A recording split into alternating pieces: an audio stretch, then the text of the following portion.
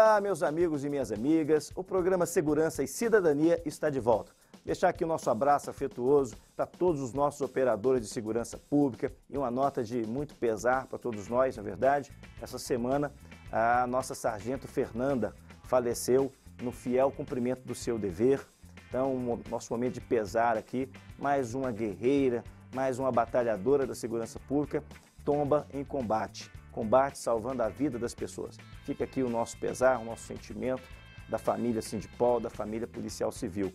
Também faleceu essa semana a nossa companheira investigadora Elizabeth, que trabalhou muito tempo em Vespasiano, na Superintendência Geral. Então, nosso pesar, as nossas condolências à família da companheira Sargento Fernanda e também da nossa investigadora, a companheira Elizabeth. O programa de hoje vai mostrar para vocês como foi a mobilização que fizemos lá na cidade administrativa, com panfletagem, corpo a corpo, informando aos servidores públicos estaduais da importância de tirarmos a Polícia Civil desse quadro de sucateamento. Baixo efetivo, poucas condições de trabalho, ou seja, necessidade de valorização. Valorização essa que só virá com a aprovação da nova lei orgânica da Polícia Civil. O governo tem procrastinado, tem dificultado, mas nós estamos tensionando, a greve é por causa disso também. A hora que o governo aprovar a lei orgânica, resolveu o problema, não tem mais greve, não tem escala mínima, mas está na mão dele essa aprovação.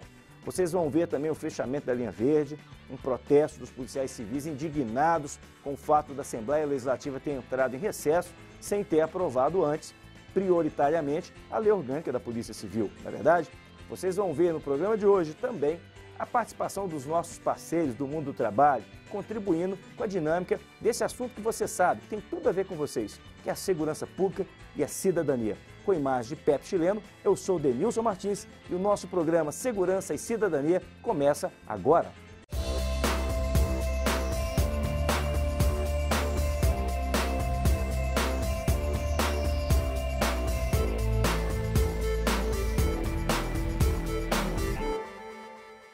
Estamos aqui nos estúdios do Segurança e Cidadania com ele, Cláudio de Souza Pereira, que é o nosso diretor secretário-geral do Sindipol e participou e tem participado ativamente das mobilizações do nosso movimento de valorização 2013 e da greve da Polícia Civil desse ano de 2013. Greve pela aprovação da nova lei orgânica da Polícia Civil.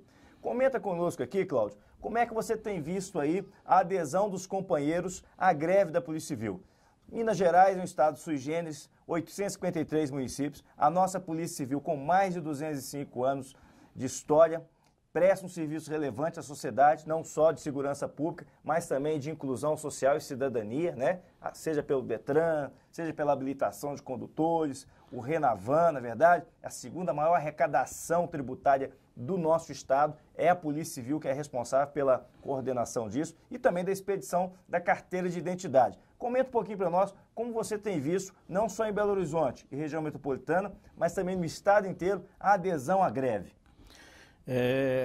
Companheiro Denilson, eu tenho observado que esta mobilização, esse movimento de greve tem sido recebido muito bem pelos nossos companheiros do interior, da capital, né? O pessoal tem aderido. Realmente a Polícia Civil está inserida no movimento de greve que o Sindipol, né, decretou através da sua Assembleia Geral, lá no pátio da Assembleia Legislativa.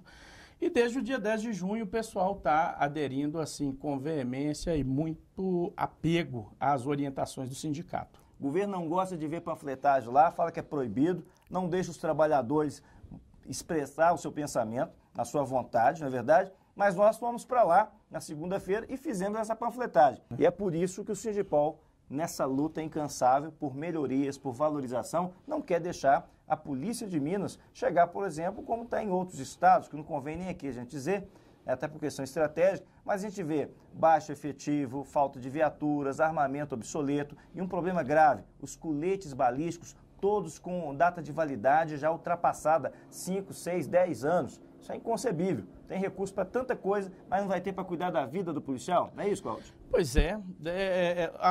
O segundo momento, né, de busca da sensibilização da sociedade foi justamente lá na cidade administrativa, onde nós armamos o nosso stand lá e sensibilizamos os servidores públicos do Estado que lá prestam serviço. São 16 mil, né? 16 mil. E o pessoal assinou o nosso abaixo-assinado, né, que tem como objetivo o fortalecimento, a reestruturação e a valorização do serviço de polícia judiciária no Estado. E ali nós temos servidores da CEPLAG, servidores de vários outros órgãos, né, sedes e outros órgãos do governo do Estado, que assinaram com muita satisfação e empatia com o movimento de fortalecimento da Polícia Civil. Eu quero que você comente agora para nós, você que participou diretamente também, do dia seguinte, na terça-feira, nós fizemos uma paralisação de apenas 30 minutos ali na linha verde, indo ali em direção ao aeroporto, e teve um momento tenso lá, um momento interessante. Comenta um pouquinho disso para nós também, naquela paralisação da linha verde. Infelizmente, com essa demora do governo do Estado em atender a pauta de reivindicação, né, o projeto de lei elaborado pelas entidades de classe da Polícia Civil, desde escrivães, investigadores, peritos e delegados, tem um projeto de lei prontinho, elaborado, com as suas justificativas e já, né, protocolizado junto ao presidente da Assembleia Legislativa. Tivemos a promessa do governo do Estado de votar esse projeto num prazo de 10 dias antes do recesso parlamentar, caso houvesse consenso entre as entidades de classe e os segmentos da Polícia Civil. Esse consenso foi buscado através da ação meritória do Sindipol-MG e conseguimos elaborar um projeto de consenso de todos os segmentos, mas infelizmente, mais uma vez, o governo do Estado deu barrigada no Sindipol e nas outras entidades de classe e simplesmente procrastinou a votação do projeto e veio o recesso parlamentar, nós já estamos aí. Deputado hoje, entrou de férias e não pôde votar. Exatamente. E não é culpa do deputado, não. Não é culpa dos deputados, não. Vamos deixar bem claro aqui, que a gente tem conversado, tem dialogado com as lideranças Sim. da minoria, da maioria, da oposição, da situação, e todos eles falam, a hora que o governador quiser, ele pauta esse projeto aqui e vamos aprovar, porque ninguém aguenta mais esse tratamento diferenciado entre uma instituição e outra. Foi essa a fala dos deputados. Mas, mais uma vez, não foi prioridade para o governo. Cláudio, vou agradecer aqui a sua participação, os seus esclarecimentos, que é um diretor atuante do Sindipol, a gente agradece aqui de público a sua dedicação nesse sentido, mas semana que vem vão continuar os atos. O programa Segurança e Cidadania vai fazer um breve intervalo, mas não sai daí, a gente volta já.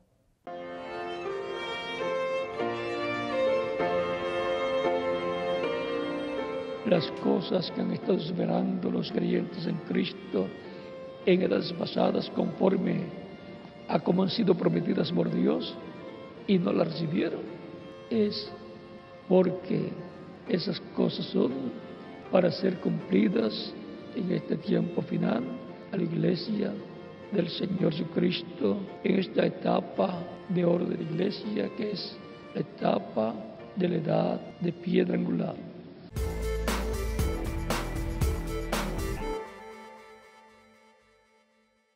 Ok, estamos de volta aqui com o programa Segurança e Cidadania. Vou agradecer mais uma vez o nosso grande diretor Cláudio Souza Pereira, o nosso decano aqui do Sindipol. Meu braço direito aqui, ele, Toninho Pipoco, Zé Maria Cachimbinho, o Bispo, Nancy, Geraldo Chaves, o nosso Vander Coelho, ou seja, toda a nossa direção, nosso Conselho Fiscal, os meus diretores do interior também, que está sempre aí nos ajudando, mormente nesses momentos difíceis, momentos de greve, momento de muita pressão, momento de conflito, onde, por não compreender a luta da Polícia Civil, alguns chefes acabam oferecendo dificuldade, quer fazer operações, e a gente tem que estar sempre nessa luta. Operações, inclusive, que nós chamamos a atenção da chefia da Polícia Civil, dos nossos chefes de departamento, que não é possível fazer operações em momento de reivindicação, de pauta reivindicatória. O psicológico dos nossos trabalhadores, dos nossos operadores, está muito abalado, não é verdade? Estão se sentindo preteridos, estão se sentindo pressionados. E nesses momentos pode acontecer incidentes. Então a gente não quer que aconteça incidente. Portanto, prorrogue essas operações, postergue um pouco até que o governo resolva essa questão da pauta reivindicatória nossa. E outro problema, coletes com data de validade sucateada, vencida. Imagina só, coletes balísticos da Polícia Civil com datas vencidas. Eu já oriento os nossos operadores, os nossos policiais, não façam operações se não tiver todos os EPIs em dia. Armamento, munição, colete balístico, as viaturas com um funcionamento adequado. Já imaginou acontecer um hecatombe aí, um acidente? Então a gente não quer isso. Nós agora vamos passar para um momento interativo. Isso, nosso momento das parcerias, a mensagem forte e positiva do mundo do trabalho e também a utilidade pública para vocês. É com vocês, parceiros.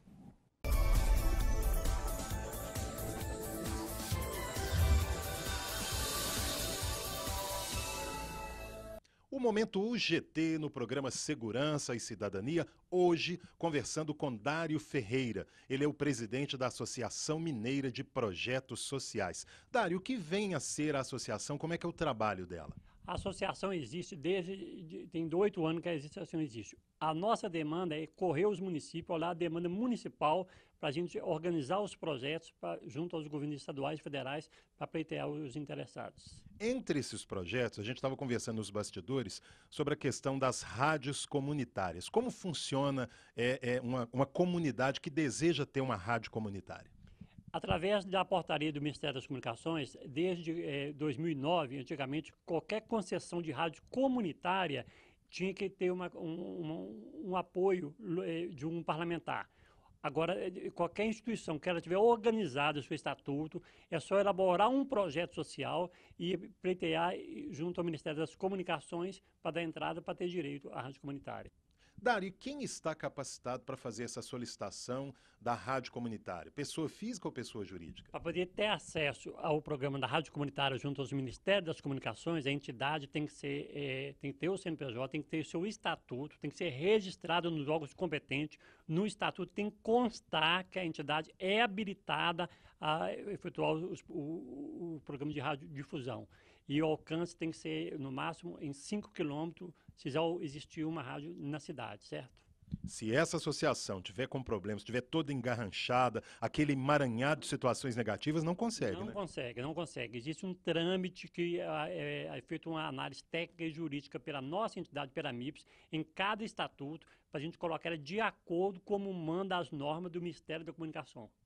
Entre esses projetos de vocês, da Associação Mineira de Projetos Sociais, além da questão da rádio comunitária, quais os outros projetos que a associação abrange?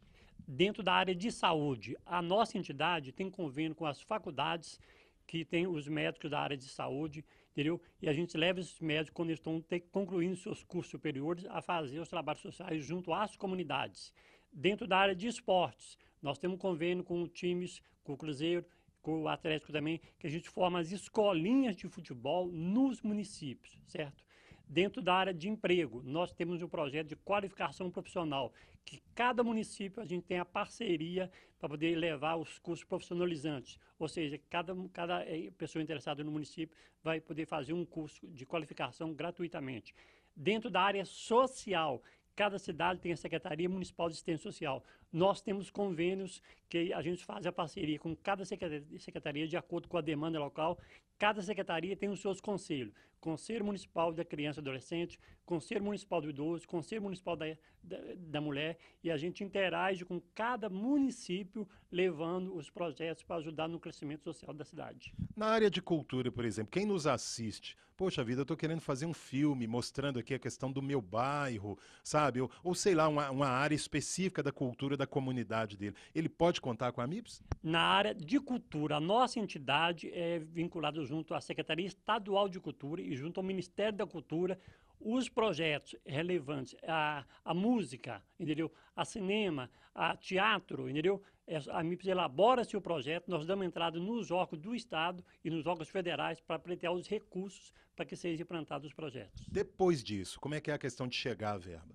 A verba, geralmente, quando se apresenta o projeto, tem de 90 a 120 dias, mais ou menos, entendeu? Desde que os projetos sejam aprovados devidamente nos seus órgãos lá. Este, o Dário Ferreira, presidente da Associação Mineira de Projetos Sociais, no Momento UGT, no programa Segurança e Cidadania.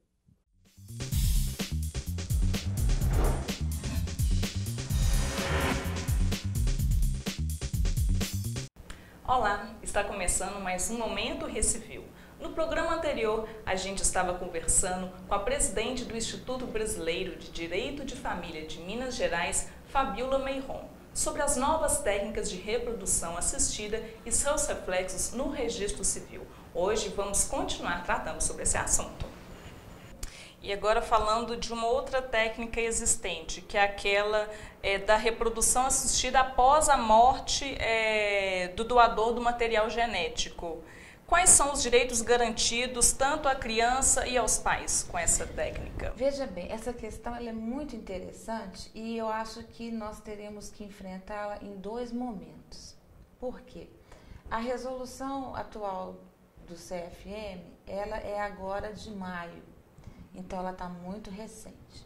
E, na verdade, ela está exteriorizando toda uma evolução de muitos anos.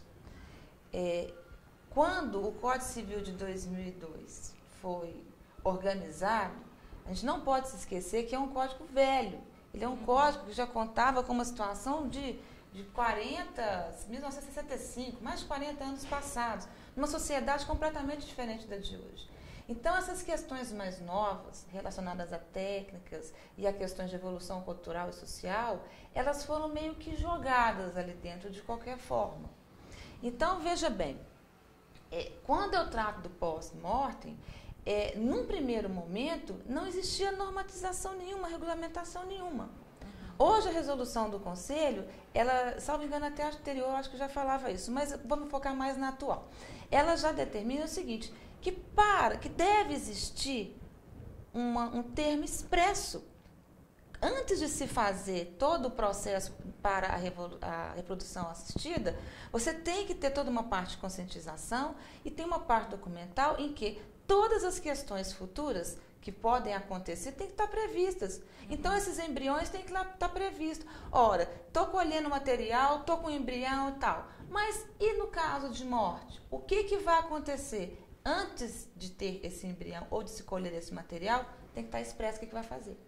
Da mesma forma, me divorciei no meio do caminho, está escrito antes. Que é uma situação muitíssimo interessante, porque traz uma característica de prevenção, que vai nos ajudar em várias questões. Agora, há decisões em que reconhecem, decisões reconhecendo o direito, mesmo sem autorização, de se efetivar a gestação.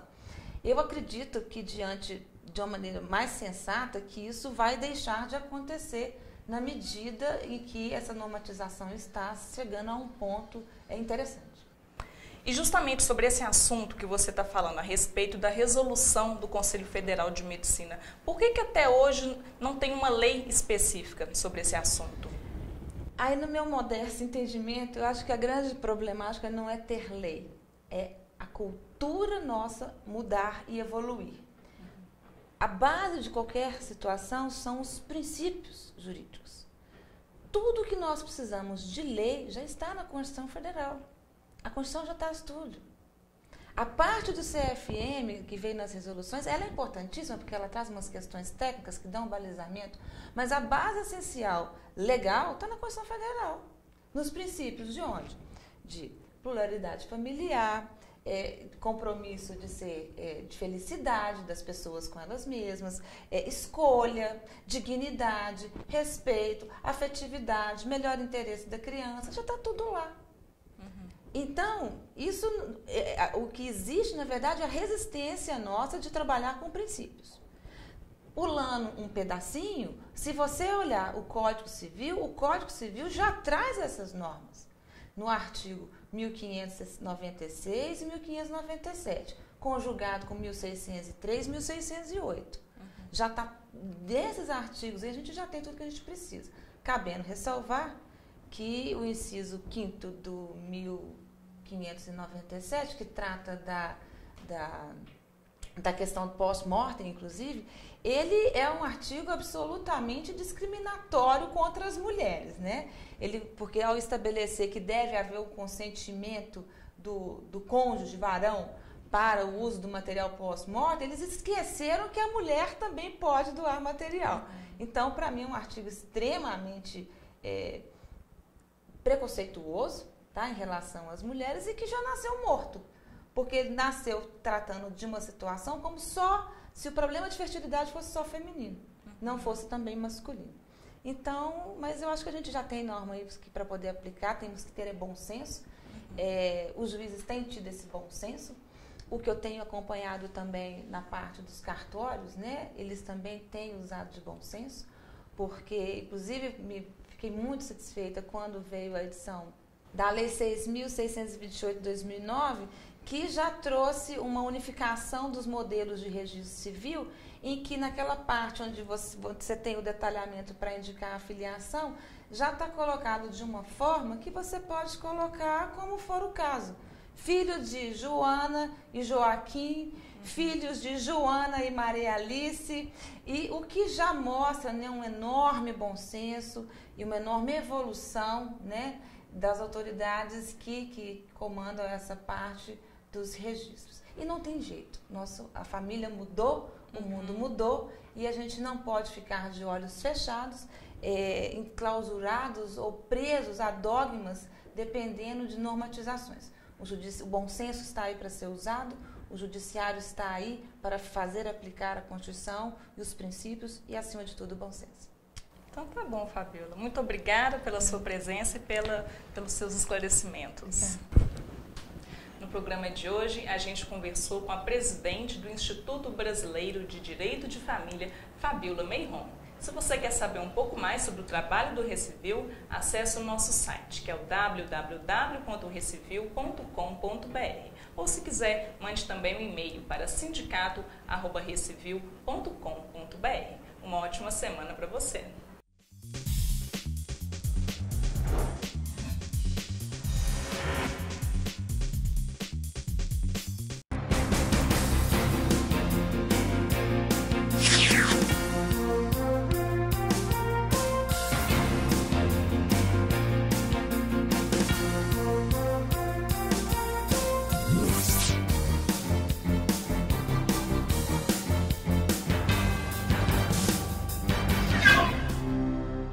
Os gestores fiscais da Secretaria de Fazenda do Estado de Minas Gerais realizaram no dia 11 de julho um protesto na cidade administrativa, exigindo o cumprimento da lei e dos compromissos de valorização da categoria feitos pelo governador do estado há quase 4 anos. Os gestores também reivindicaram o fim do descaso do secretário de Fazenda, Leonardo Colombini, que se comprometeu em realizar a diminuição do fosso salarial entre gestores e auditores através da JEP. Os gestores fiscais, reunidos em Assembleia Geral Extraordinária, decidiram vir à cidade administrativa, especificamente na Secretaria de Fazenda, para se reunir com o secretário de Fazenda, Leonardo Colombini, para que houvesse o anúncio das medidas de diminuição do fosso de maneira muito radical.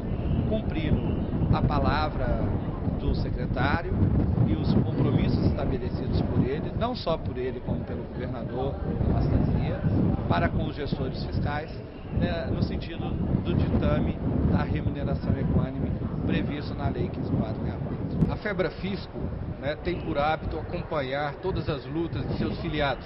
O Sinfaz, com um aliado de primeira hora, filiado da FebraFisco, está numa luta árdua com a administração de Minas Gerais para o cumprimento da legislação. A lei de Minas Gerais diz que a política remuneratória tem que ser equânime entre gestor e auditor fiscal. E hoje, o que está sendo praticado pela CEF não cumpre o que está estabelecido na lei. Então, os gestores fiscais estão aqui na cidade administrativa, cobrando do secretário o cumprimento dos seus compromissos de diminuição de maneira muito radical desse fosso salarial criado pela JEP, gratificação. Então, a FebraFisco está aqui para dar o seu apoio, o apoio muito forte dessa federação que foi criada justamente para ajudar os sindicatos do fisco estadual a defender seus interesses. Os manifestantes exibiram diversas faixas e distribuíram panfletos aos visitantes e trabalhadores presentes no local. Em coro, os gestores convocaram os demais servidores do prédio Gerais. Pessoal da cidade administrativa, gestores, vocês vão lutar ou só nós vamos lutar por vocês? E pediram a saída do secretário adjunto da Fazenda, Pedro Meneghetti.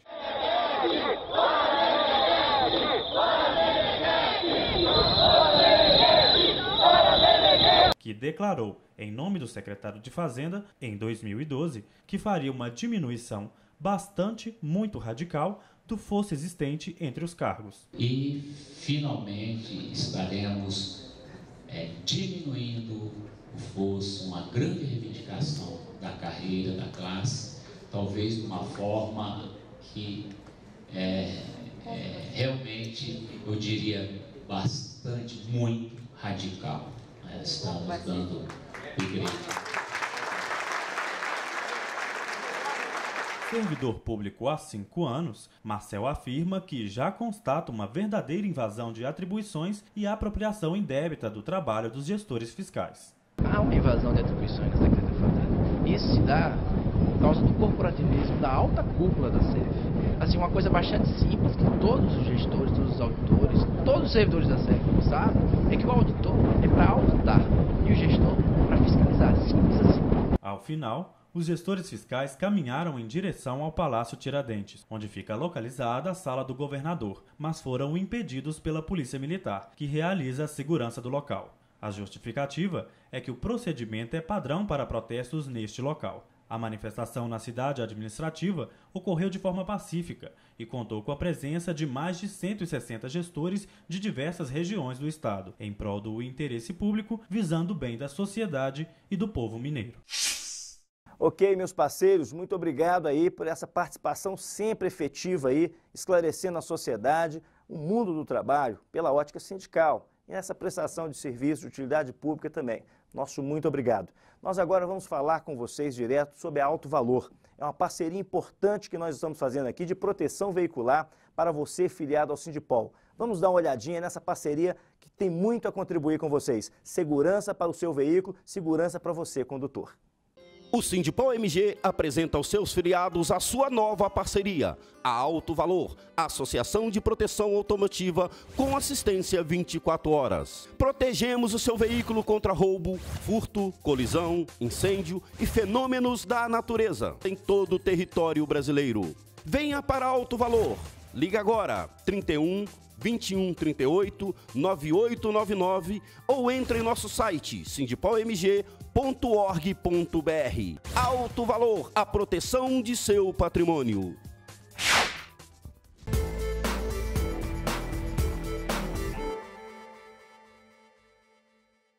Estamos de volta aqui com o nosso programa Segurança e Cidadania. O programa foi muito dinâmico, mostramos bastante informações quentes do mundo do trabalho, do mundo da segurança pública, do dia a dia sindical.